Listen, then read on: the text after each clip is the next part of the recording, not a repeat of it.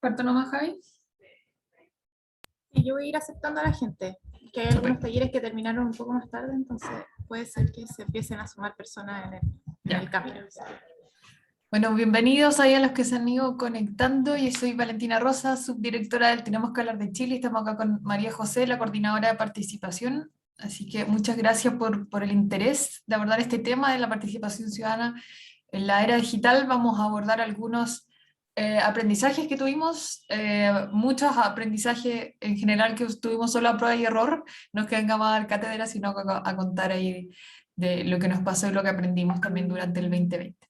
Así que el propósito de hoy día de esta charla es eso, compartirlos, compartir y analizar los aprendizajes del proceso de participación ciudadana que impulsamos desde Tenemos que hablar de Chile durante el 2020, identificando algunos desafíos y en este contexto de crisis social, política y sanitaria para identificar herramientas que permitan favorecer esa participación. Así que vamos a estar dándole varios tips que esperamos que sean bien útiles.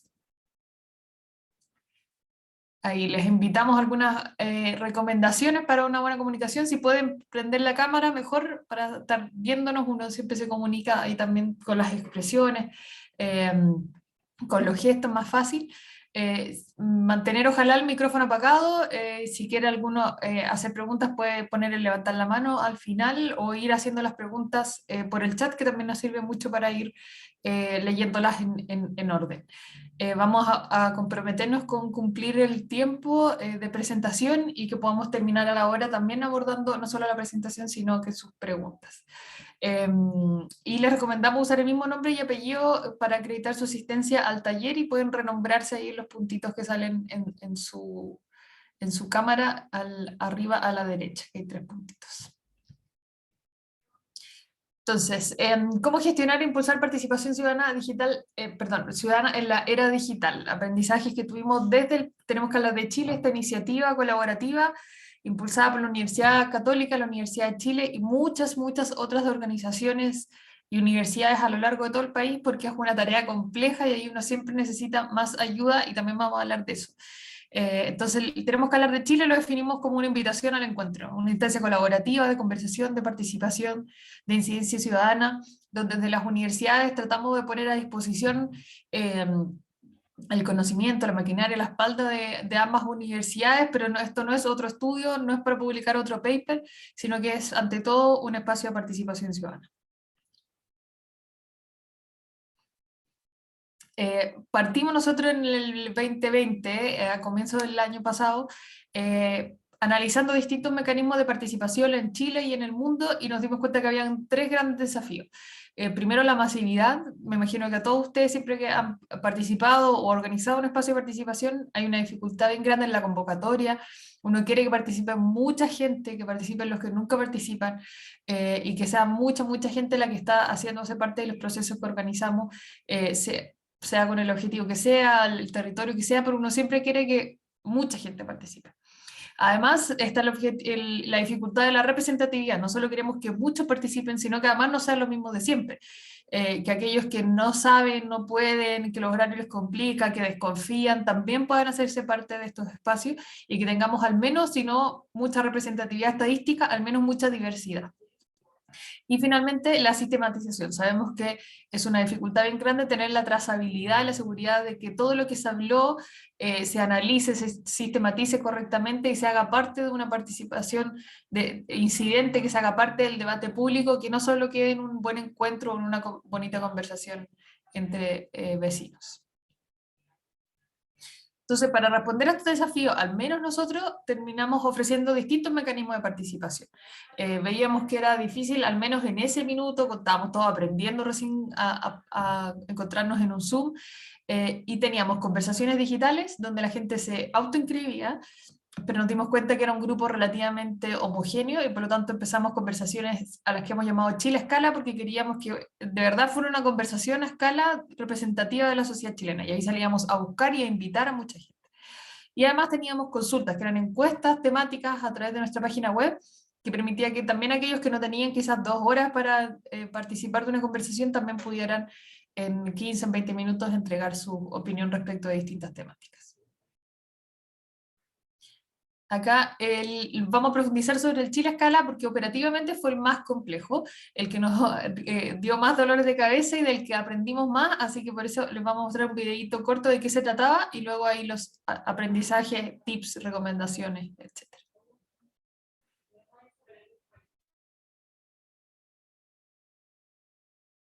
No se escucha. No se escucha. Está de nuevo, perdón. ¿Fueron nuestros diálogos? En 2020 desarrollamos casi 2.000 diálogos en los que participaron más de 9.000 personas. A ver, espera. ¿Este 2020? Sí, ese 2020. En plena emergencia sanitaria mundial participaron más de 9.000 personas de todas las edades y comunas del país. Pero, ¿cómo llegamos a tanta gente? Nuestros diálogos fueron completamente digitales. Mediante la plataforma Zoom, los participantes se conectaban a una hora y fecha determinada. Recibidos por alguien de nuestro equipo, Primero darles la bienvenida.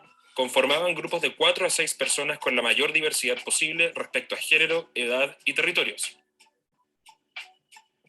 Y una vez iniciada la videollamada, el facilitador o facilitadora, conectados desde distintos puntos del país, daban el espacio para que cada participante se presentara con su nombre, edad y comuna.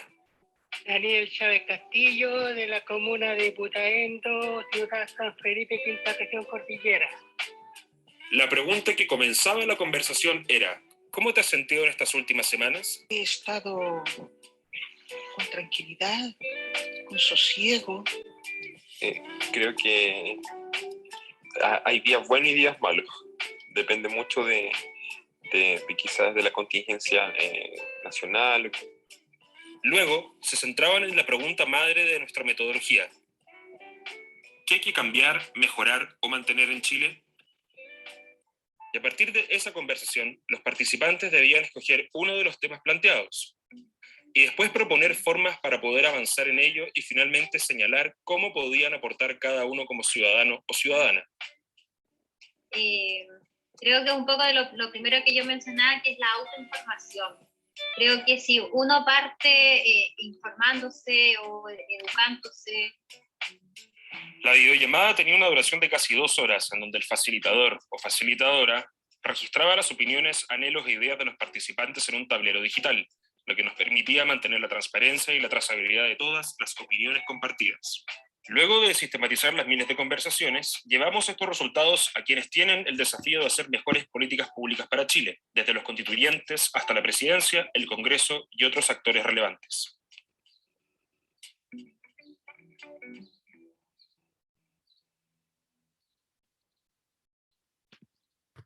Súper, hay un resumen. ¿Y qué aprendimos de todo este proceso de salir a buscar a gente a todas las comunas del país, de todos los niveles educacionales, etarios, etcétera? Bueno, vimos un valor de lo digital gigante. Sabemos que hay un desafío de conectividad importante, de alfabetización también, y que son desafíos a los que probablemente ninguna de nuestras instituciones puede solventar completamente. No es algo mucho más grande que nosotros, pero sí vemos que ganamos mucho en reducir los costos de participación para las personas. No tienen que gastar, en el fondo, movilizarse tiempo y dinero a una asamblea en la municipalidad o en otro lugar. Permite una trazabilidad mucho mayor de la información, una rigurosidad metodológica mayor, y permite también que muchas personas puedan participar sin siquiera salir de la casa, lo que favorece sobre todo a las mujeres, quienes tienen muchas labores de cuidado a cargo y que pueden estar ahí desde su casa participando, dando su opinión. Y además favorece la diversidad de los espacios de participación que hemos visto en la teoría y en la práctica, que favorece el diálogo, que muchas personas estaban asustadas de esa diversidad, pero el permitir tener una conversación entre alguien que estaba desde Punta Arenas, desde Arica, desde Juan Fernando y desde Vitacura, era algo que normalmente no nos enfrentamos y que se permite solo gracias a lo digital. Nosotros también, desde el principio, hablábamos de como esta triada de la participación que creemos que es súper importante, que es la metodología, la ejecución y la sistematización. Esos 3 aspectos que dependiendo del tamaño del proyecto que ustedes trabajen, pueden terminar siendo 3 equipos o 3 personas o una persona que tenga estas 3 cosas en mente, pero que son muy necesarias de tenerla en cuenta desde el inicio. La participación no es solo la metodología, no es solo las preguntas que hacemos, no es solo la información que recogemos, es también los horarios, la convocatoria, los recordatorios, los mails de agradecimiento después, todo eso es parte de la experiencia de participación de las personas y sobre todo la sistematización. No podemos planificar una participación pensando en después contratar a un sociólogo que va a mirar todo esto y nos va a entregar un resultado, sino que tiene que ser algo todo planificado desde el inicio o al menos con la noción de los desafíos que traen las siguientes etapas. Y dialogar en la diversidad también creemos que es algo de lo que aprendimos mucho, que es fundamental. La ejecución de los diálogos nos mostró que existe esa capacidad de diálogo en el país, que estamos todos asustados, nunca nos hemos encontrado en un espacio así. La invitación que nosotros hacíamos desde Tenemos que hablar de Chile era rara, era entrar a conversar sobre política con absolutos desconocidos del otro lado del país, otro género y otra edad, pero vimos esa capacidad de diálogo y vimos que había una relación directa entre mayor diversidad del grupo, mejor conversación, mejor calidad de la conversación. Muchos participantes nos pedían más información, más diversidad, perdón. Nos decían, bueno, acá habemos de todas las regiones, pero nos falta una persona con discapacidad, nos falta un migrante, nos falta comunidad LGTBI. Como había mucha exigencia de subir ese estándar, porque una vez que lo experimentaban, se daban cuenta que era y nos dábamos cuenta también como organizadores, que frente a nuestros propios temores de qué iba a pasar cuando mezcláramos personas privadas de libertad con carabineros u otros grupos que creemos que tienen todo en contra, todas las diferencias, se da igual una buena conversación. Pero esa diversidad no se da sola, hay que intencionarla, hay que gestionarla, hay que favorecer la participación de la diversidad y hay que tener conciencia de que todo lo operativo puede afectar en esa llegada y en esa conversación en la diversidad. Así que ahí para los datos más operativos de cómo gestionamos esto, le doy el pase a María José, la encargada de participación del Tenemos que hablar de Chile. Buenísimo, muchas gracias Valentina. Bueno, dentro de lo que aprendimos en torno a la gestión de la diversidad, básicamente tiene que ver con cómo nosotros podemos ofrecer espacios de participación que sean seguros para que esa diversidad llegue, cómo la salimos a convocar, como decía Valentina, en un comienzo nosotros hicimos conversaciones digitales autoconvocadas, llegaba mucha gente, había mucho interés, pero era un perfil súper particular, hombres mayores de 30 años, con alto nivel de estudio, y nos dimos cuenta que las personas, las que habitualmente están más marginadas en la discusión pública, no estaban llegando a esos espacios. Entonces, tuvimos nosotros la misión de salir a buscar a esas personas, de ofrecerle un espacio atractivo, pero también de ofrecerle un espacio seguro que les permitiera participar de acuerdo a, de repente, sus condiciones de vida, sus disponibilidades de tiempo, sus necesidades tal vez si es que requerían algún apoyo extra. Entonces, al fondo el gran mensaje es: la diversidad vale la pena, es 100% valorada, pero también tiene algunos costos operativos que son importantes y que vale la pena hacer, pero que hay que tenerlo en mente porque obviamente complejiza el proceso. Lo otro es que la colaboración es fundamental en este tipo de proyectos. Un proyecto de esta naturaleza requiere sí o sí de la colaboración de múltiples organizaciones y no necesariamente de la colaboración en el ámbito de ayudarnos a convocar. Usualmente nos aliamos con otro para llegar a ciertos públicos, pero para nosotros la colaboración tiene algo mucho más profundo, tiene que ver con reconocer la experiencia que tienen otras organizaciones con ciertos territorios, con ciertos grupos y con ciertas vulnerabilidades.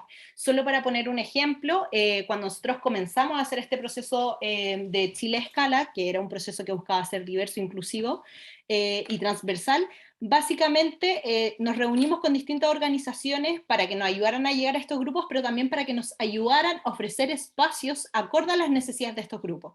Entonces, por ejemplo, si queríamos tener diálogos que fueran sumamente inclusivos, donde todos se sintieran en un espacio seguro, tuvimos que trabajar, por ejemplo, con Todo Mejora para formar a nuestros facilitadores en cómo crear esos espacios seguros, en cómo referirnos de repente a una persona trans, por ejemplo, que no todos lo sabemos, o en el fondo cómo generamos espacios seguros para los migrantes que no manejan el idioma, y eso lo hicimos a través del apoyo del Servicio Jesuita Migrante, etc. En el fondo es entender la colaboración más allá de lo técnico o de lo que hacemos habitualmente, que es la convocatoria, sino entender como de que ahí también hay mucho conocimiento que es clave para construir nuestro propio proyecto. Por otra parte, aprendimos que la participación va más allá del diálogo. Yo sé que todos lo saben, que todos lo hemos escuchado, pero en la práctica no pasa mucho. Entonces aprendimos a ejecutar que la participación fuera más allá del diálogo. La participación de las personas se juega en todas las etapas del proceso. No es el diálogo en sí mismo, sino es la forma en cómo nosotros hacemos parte de los ciudadanos. Es la convocatoria, es la conversación, pero también la devolución que le hacemos una vez terminado ese espacio.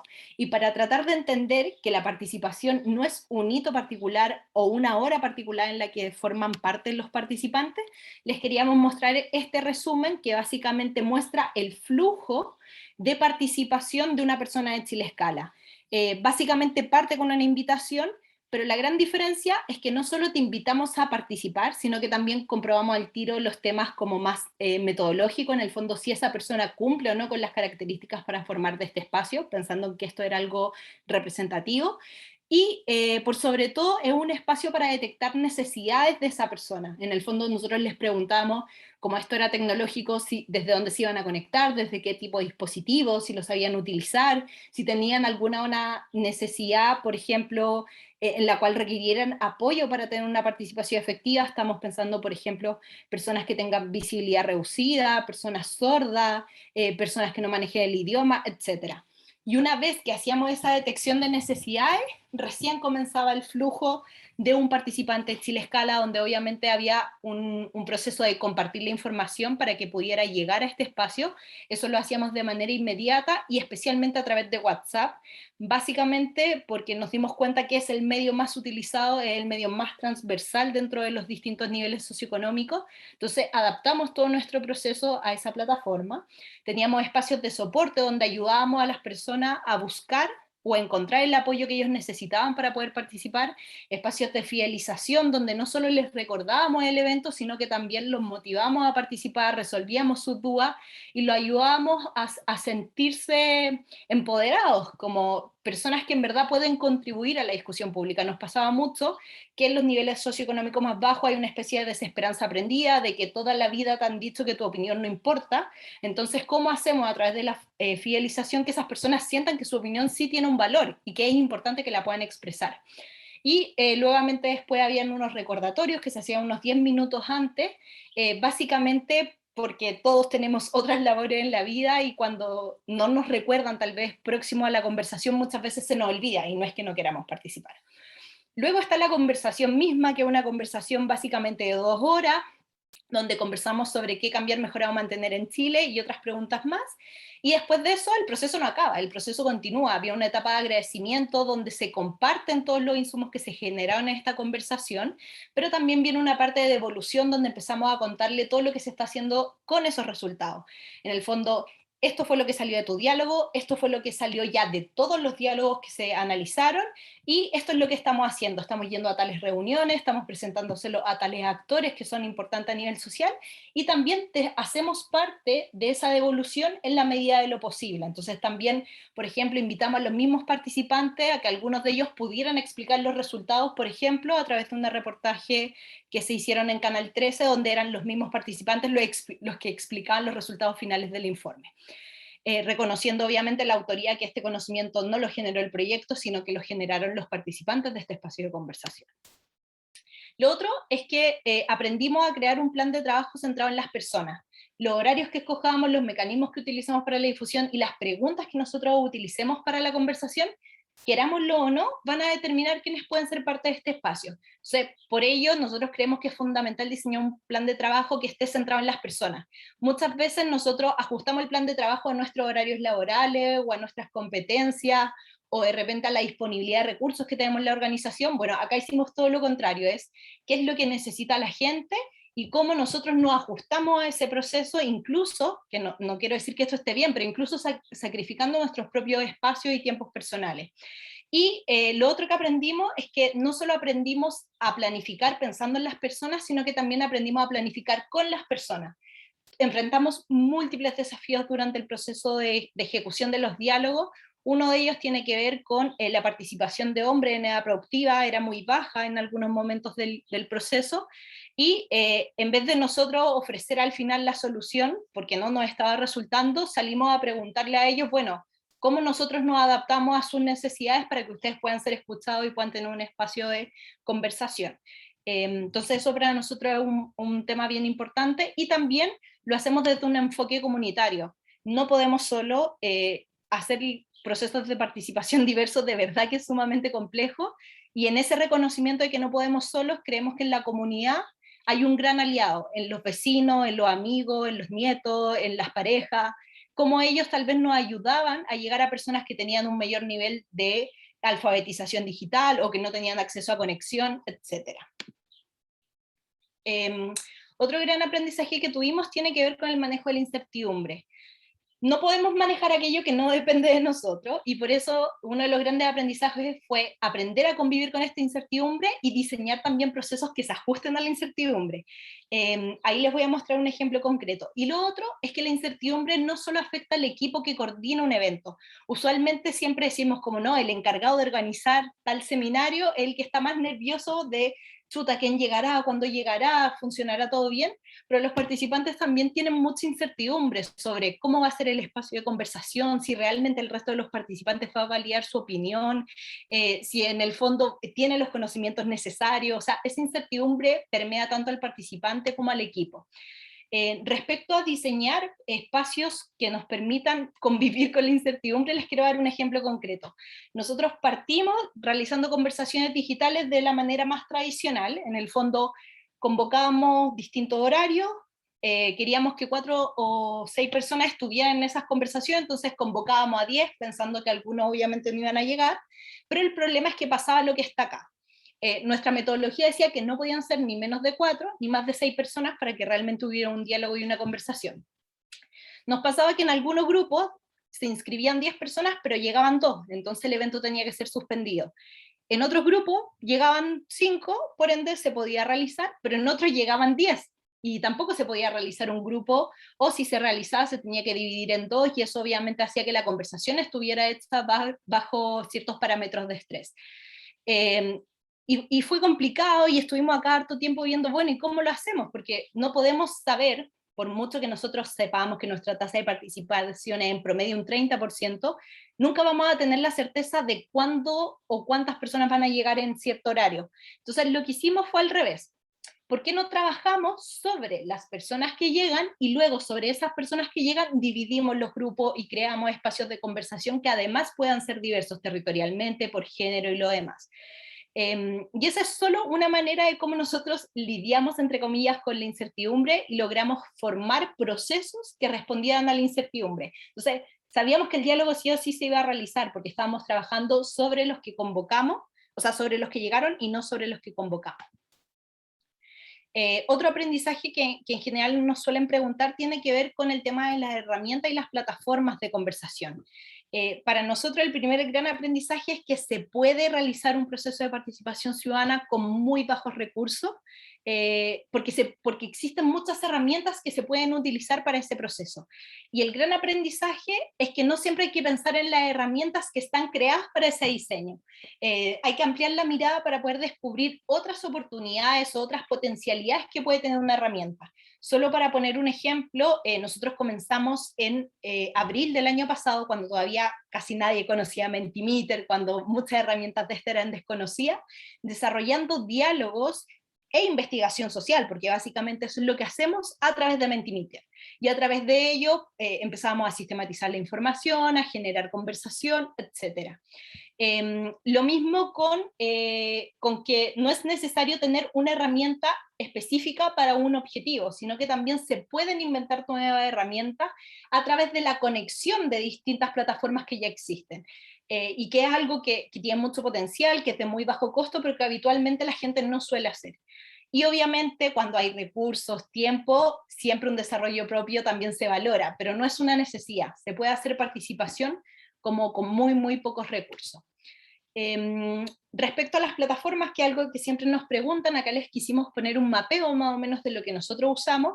No quiere decir que estas sean las mejores, por supuesto que deben haber otras plataformas distintas que funcionen mejor, que respondan también mejor a los objetivos de cada uno, pero es lo que a nosotros nos funcionó el año pasado. Básicamente trabajamos con estas 3 herramientas para los temas de inscripción, de encuesta. El que mejor estamos valorando hasta el minuto es el del medio, que es Timeform, porque permite como algo mucho más cercano para los participantes. trabajamos con 2 herramientas también de envío de correo electrónico para poder hacer este proceso de recordatorio, pero especialmente con WhatsApp Empresas, que es como nuestro principal aliado. Después voy a profundizar en eso, pero hay un valor ahí. Recuerden como WhatsApp Empresas porque puede haber un aliado de bajo costo y de mucha efectividad. Plataformas de videollamada, nosotras probamos con estas 4. Partimos con Meet, nos cambiamos a Zoom y ahora estamos migrando a Jitsi, así que va a depender mucho de las necesidades del proyecto que estén desarrollando en el minuto y del público al que quieran llegar, cuál va a ser la mejor estrategia. Dentro de las herramientas de registro de conversación tenemos estas 3 que están acá abajo. La que más recomendamos habitualmente es Stoneboard, al menos para nuestras necesidades, porque es una herramienta que te permite hacer trazabilidad colectiva como grupo, pero también trazabilidad individual, o sea, identificar la opinión exacta de una persona y después poder hacer un análisis desagregado por características sociodemográficas de esa persona. En términos de aplicaciones para la co-creación, trabajamos harto con Miro, con Mural, que son 2 herramientas que son bastante masivas y que por ende la gente sabe utilizar. En elaboración de documentos interactivos, juegos y cosas así, bueno, está Canva, que es como lo más conocido, pero a nosotros particularmente nos gusta Genially. Hay un mundo de potencialidades ahí, una herramienta que es bastante reciente, que no mucha gente conoce, pero que en verdad tiene un potencial gigante para distintos espacios. Y hay otras plataformas que no usamos, pero que en la búsqueda de plataformas las encontramos muy buenas y creemos que pueden ser muy útiles para otros públicos y espacios. Las 2 de acá tienen que ver con plataformas de participación ciudadana que permiten hacer presupuestos colaborativos, levantamiento de ideas, etcétera, y son 2 plataformas de código abierto, lo que quiere decir que ustedes pueden tomar ese código de programación y desarrollar con un programador su propia plataforma de conversación sin tener que pagar derechos ni nada. Y las otras 3 plataformas que están acá abajo son plataformas que están creadas para otros temas, por ejemplo la primera que es Hopin, está creada mucho más que nada para el marketing, para desarrollar grandes eventos, pero que nosotras le vemos mucho potencial para temas de participación social. No la hemos ocupado porque tenemos otros objetivos, pero es una plataforma muy buena que podría funcionar muy bien.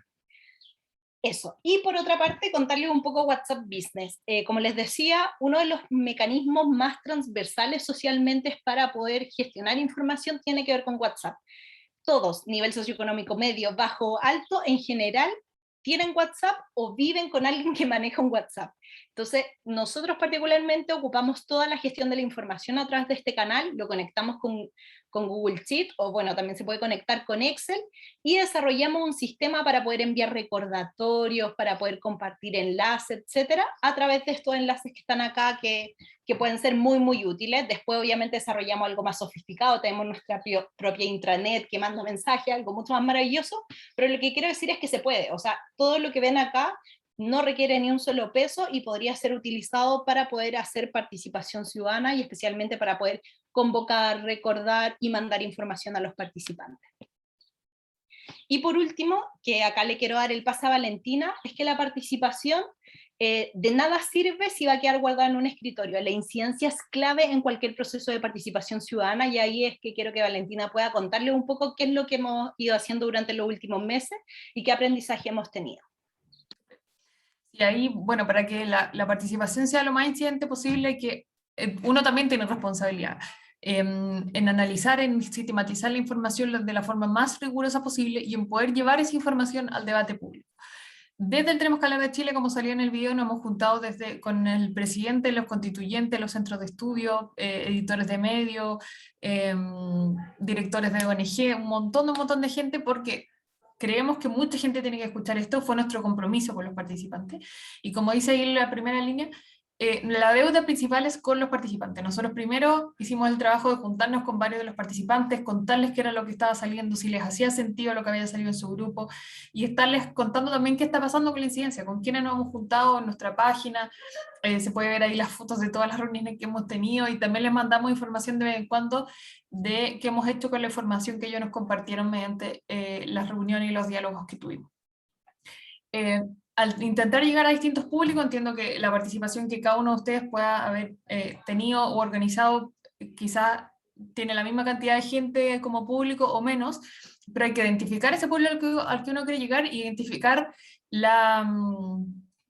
información que puede ser más necesaria para ello. Esto, obviamente no se trata de maquillar la información, uno tiene los resultados, pero puede quizás ajustar algunos énfasis o el orden de la presentación para que le haga más o menos sentido a distintos actores.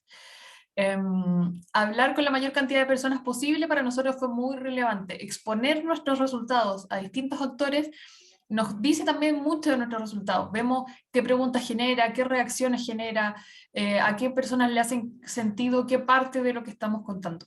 Y eso nos permitió ajustar mucho la presentación. Las primeras presentaciones quizás no usábamos las palabras adecuadas o el orden no quedaba tan claro de lo que queríamos contar, y empezar a contarlo, a exponerlo, nos permite hacer un resumen mucho más adecuado.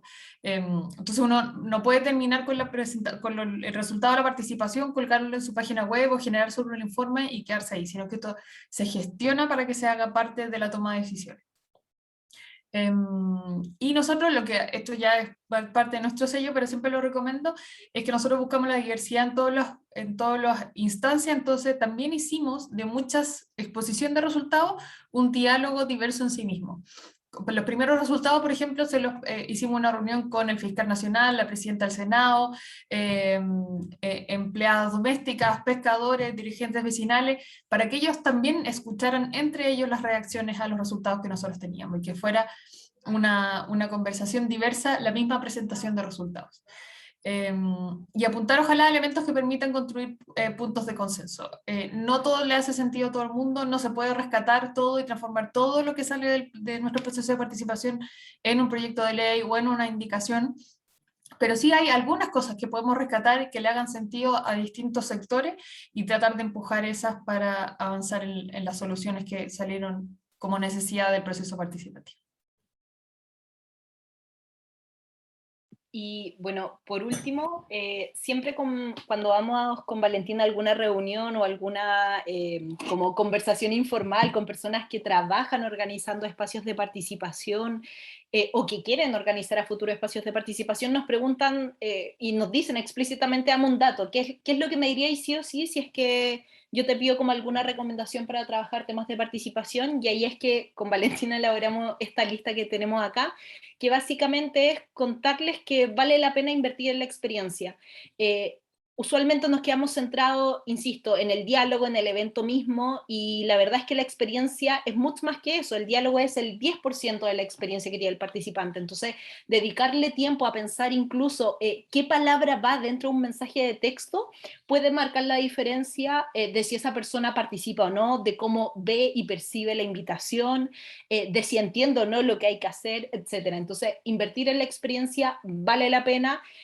Tiene muchas ganancias a posterior que nosotros invertimos por una perspectiva ética, porque creíamos que había que hacerlo, pero después también nos dimos cuenta de que había muchas ganancias en el sentido de que ahora cada vez que necesitamos, por ejemplo, recurrir a los participantes de Chile Escala, siempre nos encontramos con una actitud positiva, de apañe, de obvio, ustedes hicieron un buen trabajo y por ende confío y los ayudo en este otro desafío, etc.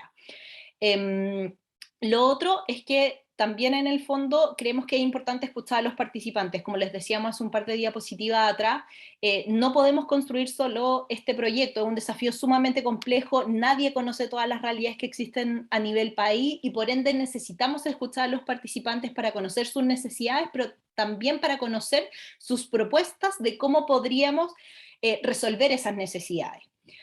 Lo otro es empatizar con la realidad de los participantes. Hay muchas cosas que para nosotros son básicas o que damos por hecho, y la verdad es que no necesariamente es así, entonces es importante poder empatizar con el otro. Hace un rato Valentina en otro grupo daba un ejemplo por ejemplo, nosotros asumimos que en esta era digital todos conocen ciertos conceptos, como por ejemplo un correo. Nosotros nunca formalmente decimos, bueno, te va a llegar un correo electrónico o un mail, sino que dijimos, te va a llegar un correo a una persona, y esa persona pensó que era un correo físico, porque en su mente asociaba más correo electrónico o mail que simplemente correo.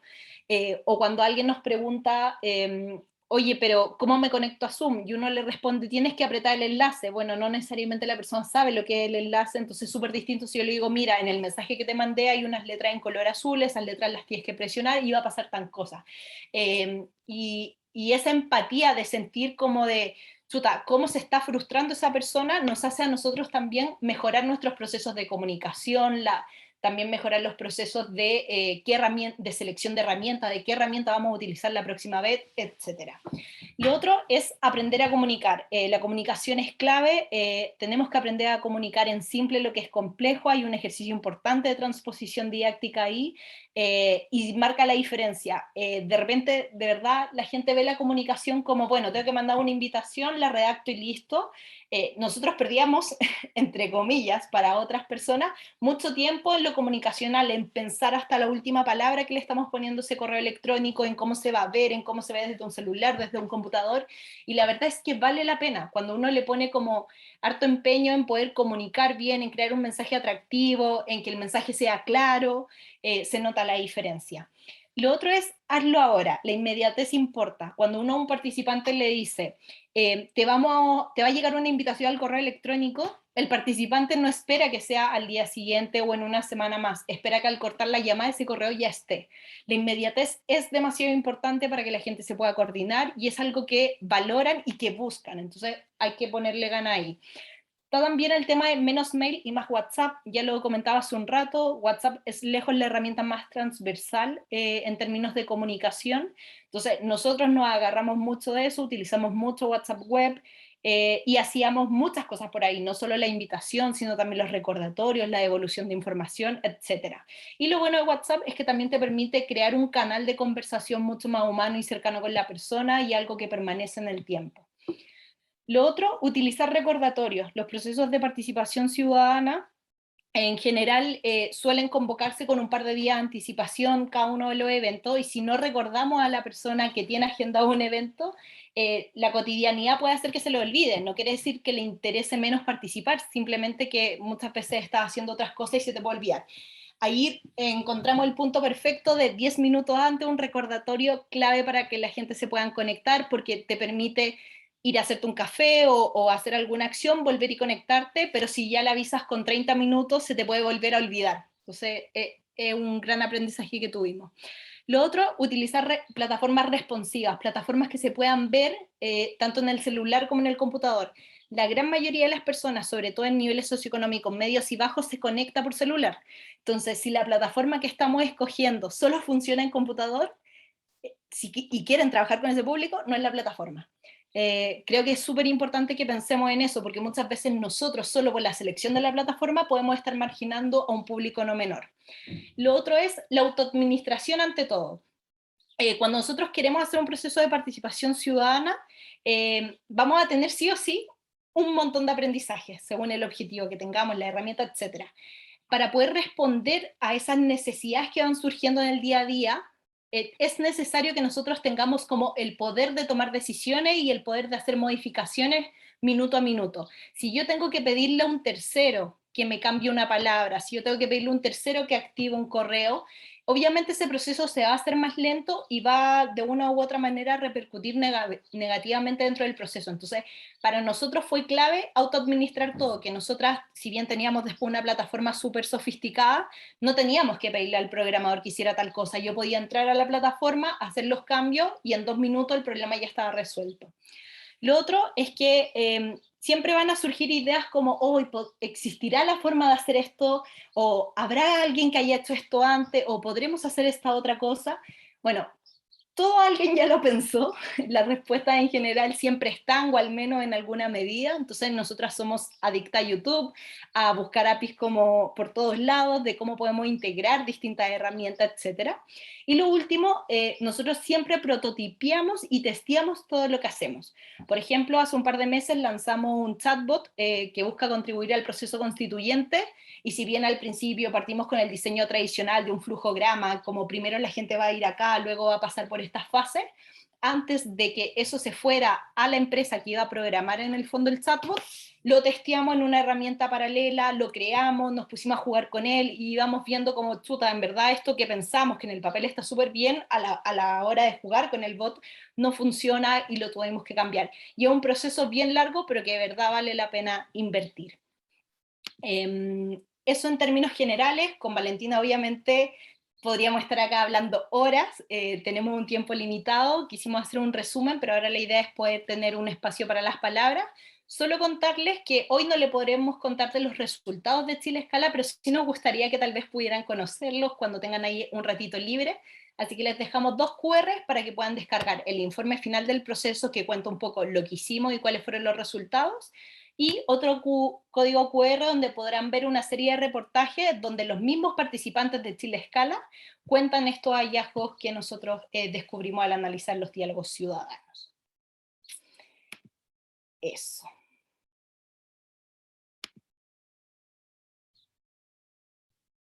Ahí les cuento que agregué el link a los resultados en el chat para que lo puedan tener directamente. Valentina, no sé si querías decir algo. Yo quería que activaran sus cámaras ahí las personas para que podamos sacar una fotito.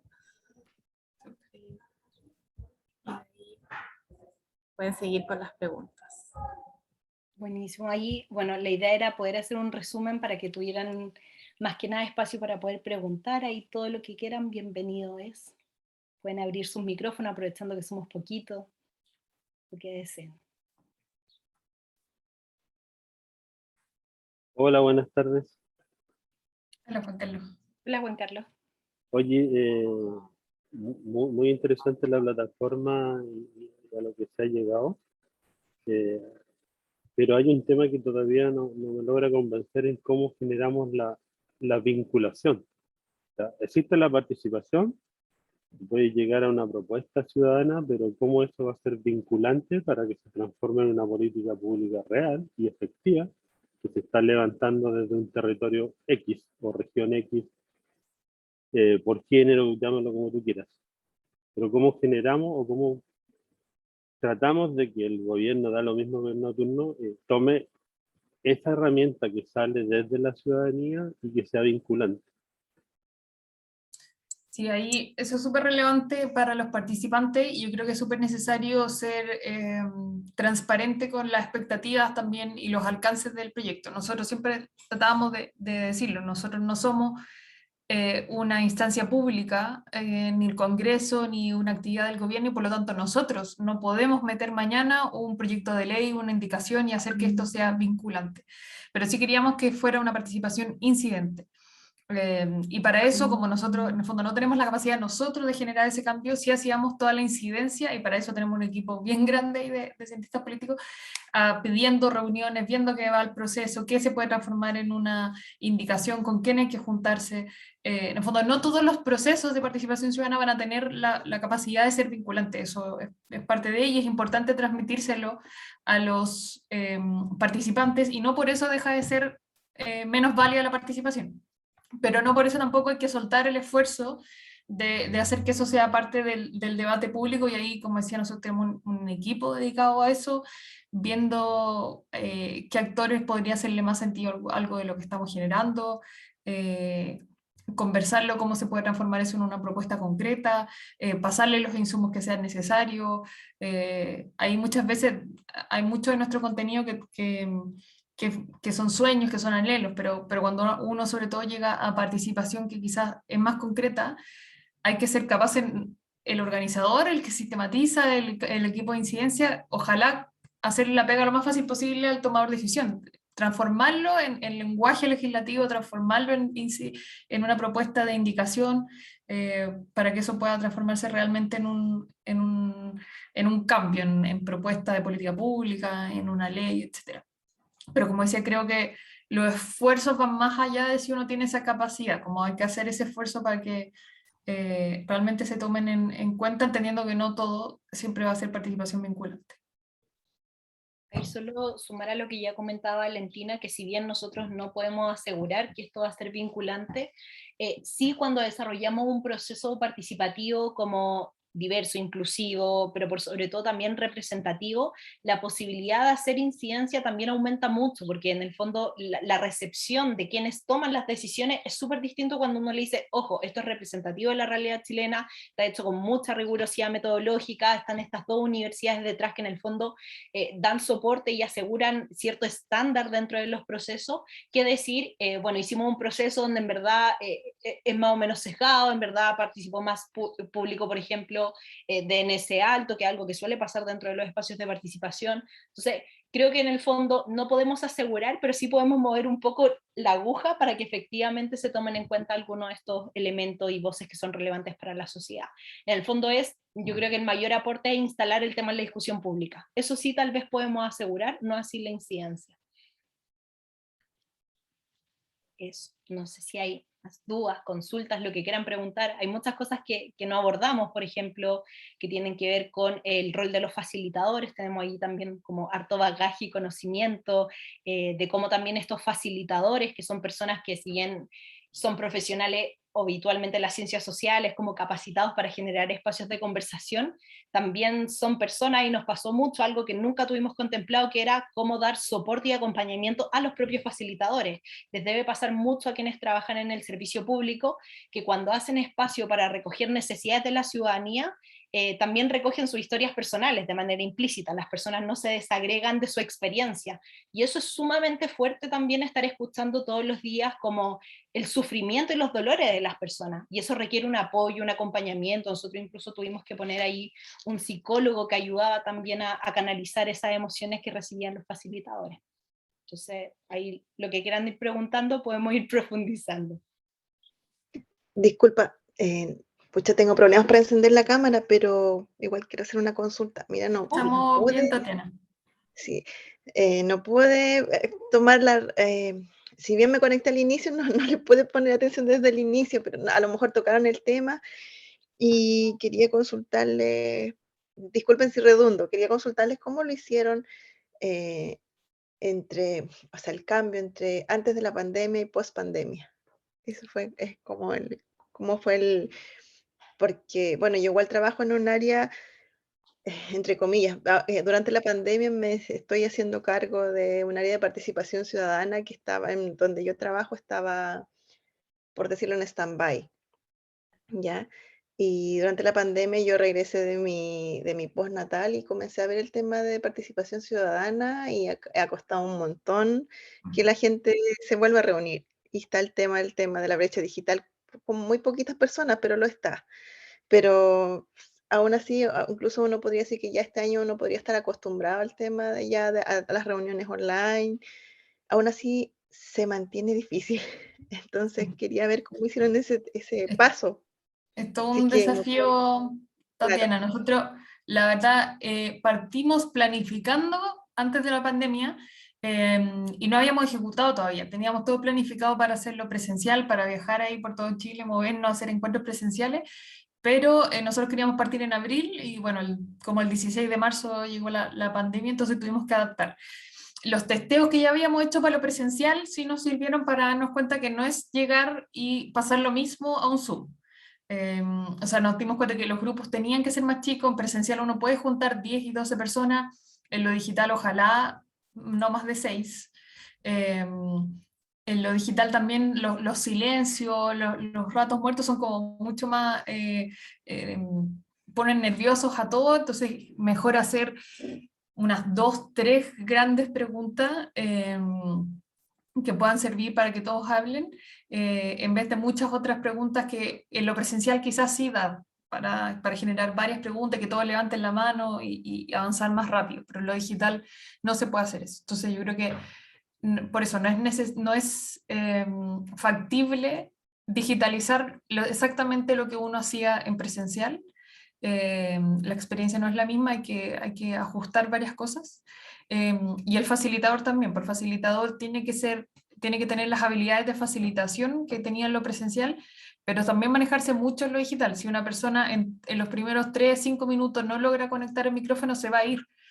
Y hay que ayudarlo también en ese tipo de cosas. Se va a sentir que está molestando, que no puede, va a preferir salirse.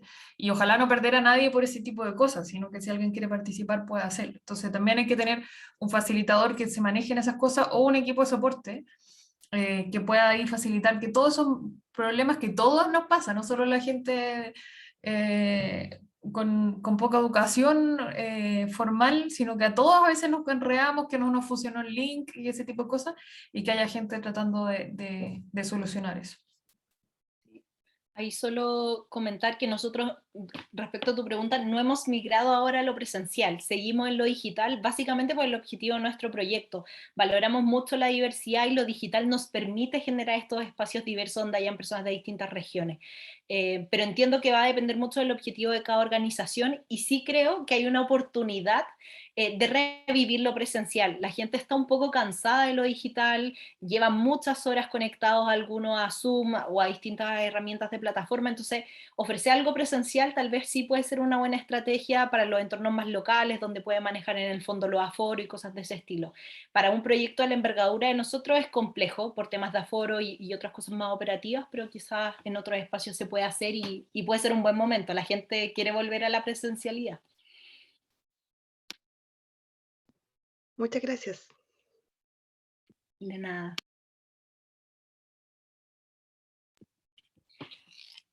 Eso sería, yo creo que por nuestra parte. No sé si ahora tal vez, Javi, le compartimos el enlace de la evaluación, ahí tú nos dirás. Súper bien. Sí, compartamos. Muchas gracias, Valentina, María José, y también a todas las personas que se conectaron. Creo que es súper interesante y muy importante promover estos espacios de participación. Y también, si bien la era digital nos ha ayudado a acercar esto a muchas más personas, como dice Valentina y María José, creo que la gente también quiere volver a lo presencial y ahí también es otra la dinámica que se puede dar. Así que buenísimo. Aquí les dejamos este link para que puedan evaluar el taller. Yo se los voy a compartir por el chat para que lo puedan tener de forma directa. Y además quería aprovechar de dejarlos súper invitados a participar en unos diálogos que estamos liderando desde el Laboratorio de Gobierno y también en colaboración con Tenemos que Hablar de Chile para conversar sobre un mejor Estado. Es súper importante para nosotros también poder contar con una diversidad de funcionarios, funcionarias públicas de distintas regiones, de distintos sectores de Chile, así que les voy a dejar el link aquí también en el chat para que puedan dejar sus datos si les interesa y nosotros vamos a estar comunicando las próximas fechas para que puedan participar.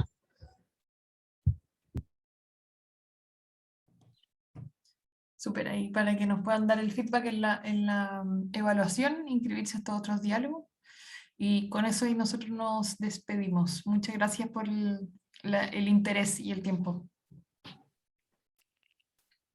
Que estén muy bien. Gracias a ustedes. Muchas gracias. Chao. Les dejo acá el link.